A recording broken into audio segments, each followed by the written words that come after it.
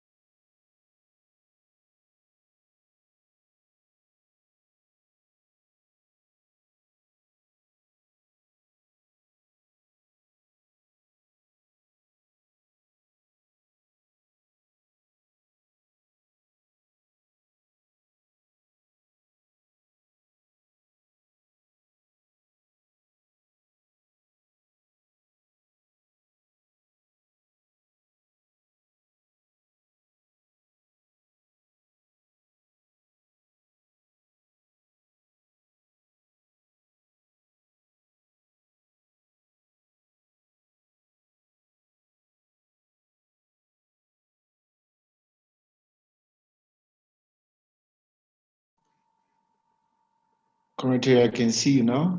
Just unmute yourself.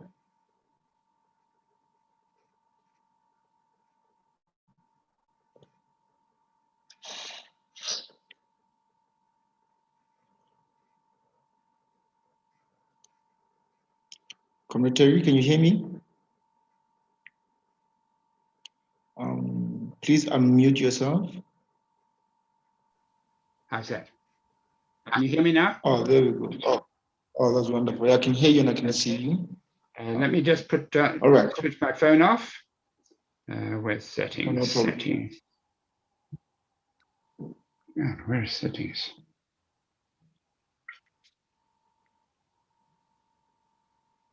Up there.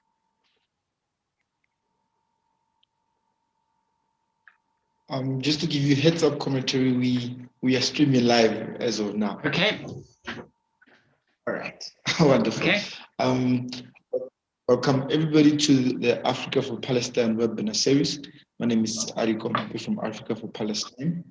We have been running this series beginning from last year during the COVID lockdown. We've continued to have this webinar series over the months.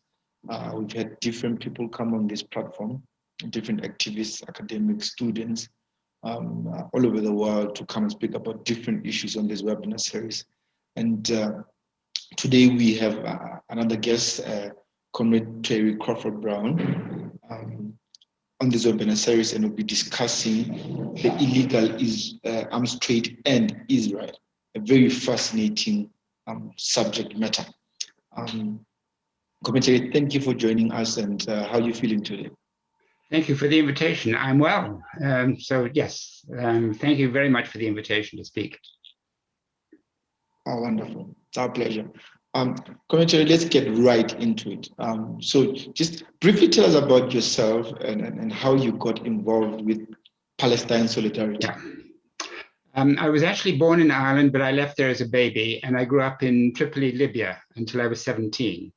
As you may know, Libya was an Italian colony prior to the Second World War, and at the end of the war, the British took over administration of 2/3 of it on behalf of the United Nations until the United Nations in 1951 decided that Libya should become independent. My father's job was to put back, restore the economy that has been very, very badly damaged during the war, and until Libya became independent. And my first recollection really is 1948, when Israel became independent, declared its independence, and we had very severe riots in Tripoli. About 20% of the population of Tripoli was Jewish, and synagogues were burned down. I think several hundred people were killed. And it is now increasingly being researched that those riots, not only in Tripoli, but also in Iran and Iraq and Morocco, were actually instigated by underground Zionist operators to terrify the Arab Jewish population into immigrating to Israel. And of course, they were promised all kinds of things once they got to the promised land. Once they got there, they found they were cannon fodder for the army and farm laborers on the lands that had been stolen from the Palestinians. So immediately they became part of the economic underclass. And that continues even today. So more than 50% of the Israeli Jewish population is actually, they call them the Mizrahim, but they are actually Arab Jews. And they are one of the underclasses in Israel. Now, one of those, as an example, was Mordecai Vanunu, who was born in Morocco and went to Israel as a child. And in due course, he became the whistleblower on the Israeli nuclear weapons program in 1986.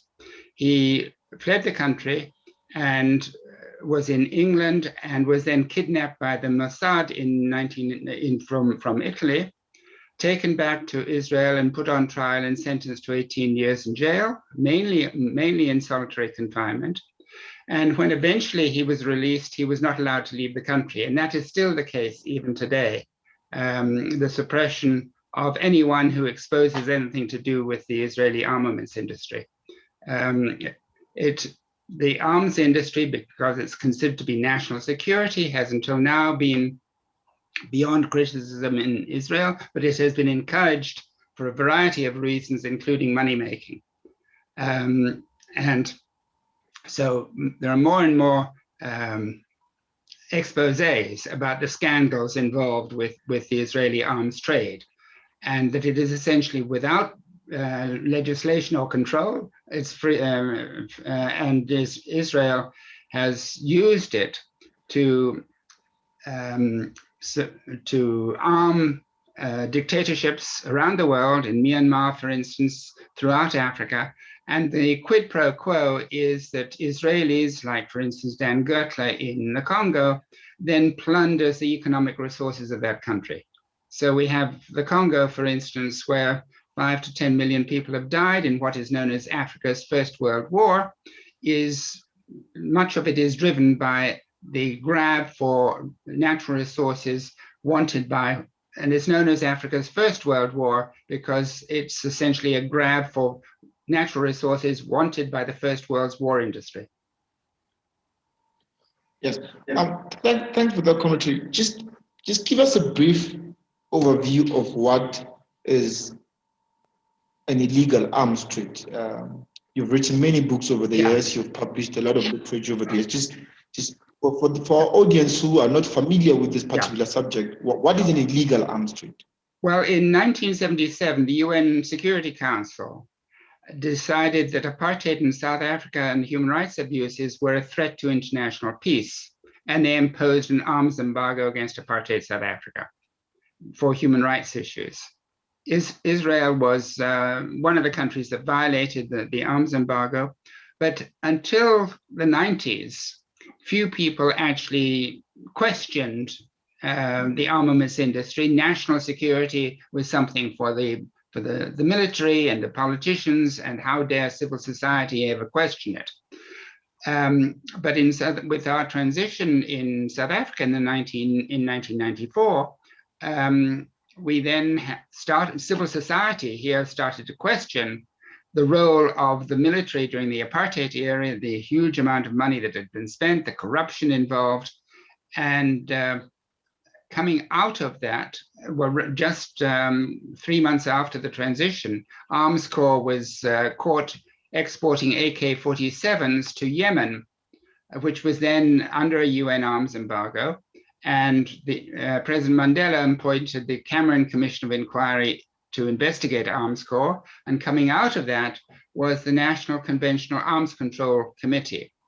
Now, the legislation for that says that South Africa will not export armaments to countries that abuse human rights, to regions in conflict, to countries with a UN arms embargo. And so that is possibly one of the leading examples of where we say we will not export weapons to countries that abuse human rights. Unfortunately, right through its history, it has never been enforced properly. So we have good legislation, but we don't apply it. So it is primarily the sale of weapons to countries that are under an embargo by the United Nations. Yes, that's the main one, but there are other. It's also, for instance, in our case, the National Conventional Arms Control Committee should make a judgment call that exporting weapons to Yemen or to Saudi Arabia or to UAE, those are countries with horrendous human rights abuses, should be prohibited. Another one is to Turkey, where Turkey is involved in suppressing the Kurdish population. And just in April, May last year, during the COVID lockdown, 6 flights of Turkish air freighters arrived at Cape Town Airport to uplift munitions made in Somerset West by Rheinmetall Denel. They were flown off to Turkey, and a few weeks later, Turkey intervened in Libya. We don't know to the extent, because we've been asking for an investigation into this, still no investigation. Those weapons could have been used in Libya. They could then have been used against the Kurds, or perhaps even by supplying the weapons to Azerbaijan for the war against Armenia. So the arms industry is notorious for corruption. It's possibly the most corrupt. It is the most corrupt industry in the world, and the CIA, of all people, have estimated that between 40 and 45% of global corruption relates to the arms trade. It's a business out of control. And going to the crux of today's webinar, Comrade Terry, where do we locate Israel in this global illegal trade of arms? As a proportion of its economy, it's the highest in the world. It's now the 6th or 7th largest arms company arms exporting country in the world. A lot of that is technology supplied from the United States, where they're quite blatant about how their exports are battle tested and proven against Palestinians. So this becomes part of their marketing ploy. And they are exporting virtually everywhere in the world without any regulation from the Israeli government. And just recently, thanks to some very courageous Israeli human rights activists and lawyers, they have been exposing how Israel has been exporting weapons to Myanmar, to the military dictatorship there. That finally has embarrassed the Israeli government, but there is a lot more exports to Uganda, and a report has just come out a week or 10 days ago from the American Friends Society, the Quakers in Jerusalem, about the extent of this Israeli arms exports. And just today, there is a report that at least 20 Israeli arms traders have been arrested by the Israeli government, presumably under pressure from the United States, because they've been exporting drones to China. So we see if there's at last some reaction internationally, even from the Americans. And not only, it's very important that you mention the issue of technology. I mean, we've just seen the murder of the journalist Khashoggi by the Saudi Arabian regime. Yes. And there's been some reports also that some certain African countries are getting technology to spy and to spy, and also to run surveillance on human rights activists using Israeli technology. That is, do we see the rise of this illegal type of trade with Israeli arms companies to countries that are problematic? Are we seeing that rise? It's a huge part of the trade, but ironically, a lot of it actually originated in South Africa during the 1970s and 80s, when Israel was flouting the UN arms embargo. Israel was going through very difficult economic times at that time, and the apartheid government thought it had gold, it had lots of money, and so essentially Israel had the technology and South Africa had the money, and South Africa funded the development of this security technology, including drones and missile technology and so forth. So a lot of it actually was developed in conjunction with the apartheid government. It was only in 1991 when the Americans began to put the pressure on the Israelis to withdraw from that alliance with apartheid South Africa that they began to back off. But now they're exporting weapons virtually everywhere in the world, and particularly the security technology, the spying technology used, for instance, against with Khashoggi and other Saudi Arabian dissidents. But I'm afraid South Africa in the 70s and 80s was very much part of that. And a lot of it was also encouraged by the CIA, the Americans, through a company called International Signal Corporation that was working very closely with Arms Corps. And Comrade, we cannot separate perhaps what you would call private arms dealers from the state of Israel, similar to how you could have not during apartheid in South Africa, separated the state from private entities that are selling arms. We know that they are enabled by the Israeli state. So even the arrest of the few that you just mentioned, it's a cosmetic practice from the state of Israel. As we know, Israel is a highly militarized society, and every Israeli citizen is obliged to do national service. But what typically happens that those who stay in the army and making an army career retire at, say, 40, and then they use their military connections to become arms traders internationally. So there is a large contingent of ex-army personnel who are involved in the arms trade. We saw recently with the killing of Muslims in Myanmar, an ethnic cleansing project in our modern days. There was a contingent, of course, of Myanmar's military leaders who went to Israel, even during that crisis, not a crisis, that genocide, that ethnic cleansing, even during that time, Israel, the state of Israel had no shame with rubbing shoulders with the military operatives of Myanmar. But my question is, how do we hold Israel accountable? Well, up until now, they've been out of control. They have thought that and they've dressed it up as national security, and therefore national security trumps everything.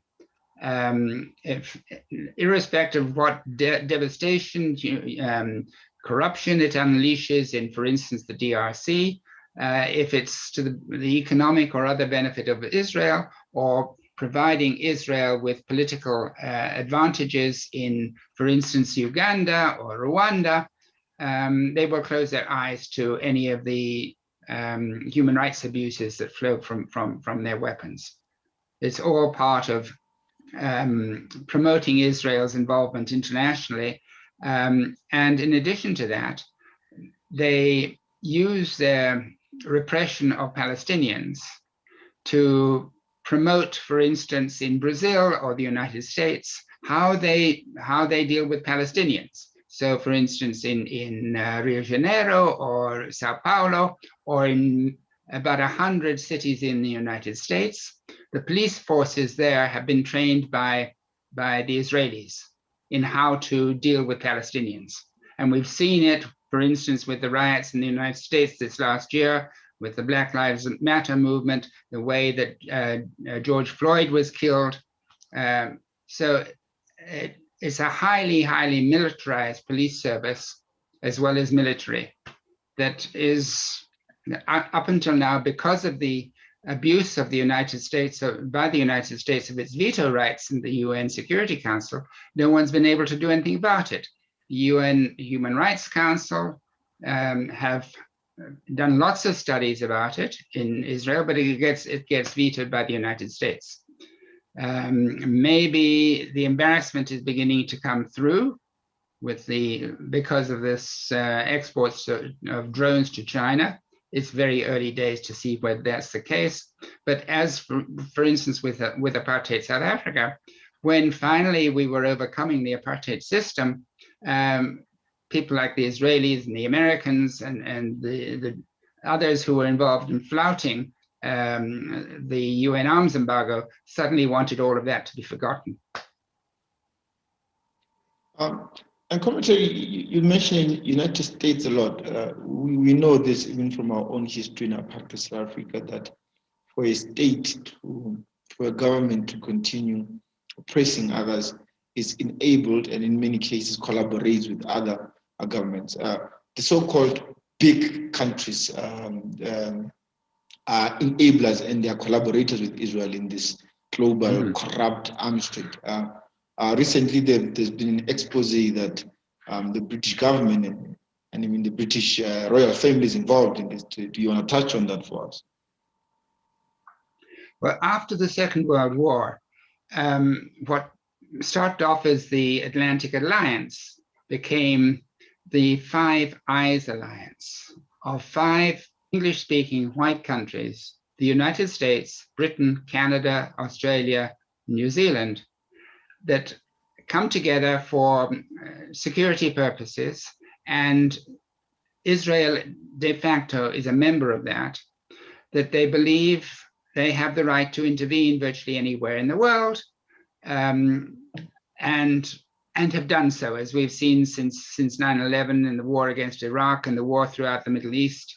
The Five Eyes Alliance thinks they can intervene in terms of whatever excuse they create at the time. And Israel is very much part of that. They do the dirty work on behalf of the Five Eyes Alliance. And of course, those major countries dominate the arms trade, particularly the United States. And the corruption goes right to the top. For instance, the British royal family are deeply involved.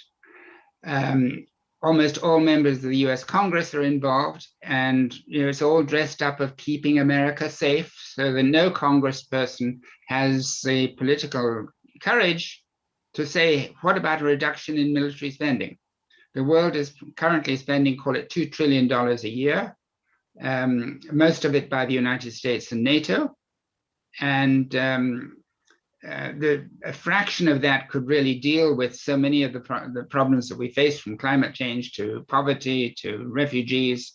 But and the Americans have lost almost every war they've fought since the Second World War, in Vietnam and Afghanistan and Iraq, etc. But they really don't care, as long as the money goes back to the arms dealers and the banks and others that are part of the military-industrial congressional complex, of which President Eisenhower warned in 1961 would come back to bite the Americans. And I think this is now happening, as we saw, for instance, on January the 6th, with the insurrection in the Capitol in the States. So the states, the middle class and the working class have become increasingly impoverished, and they're understandably angry.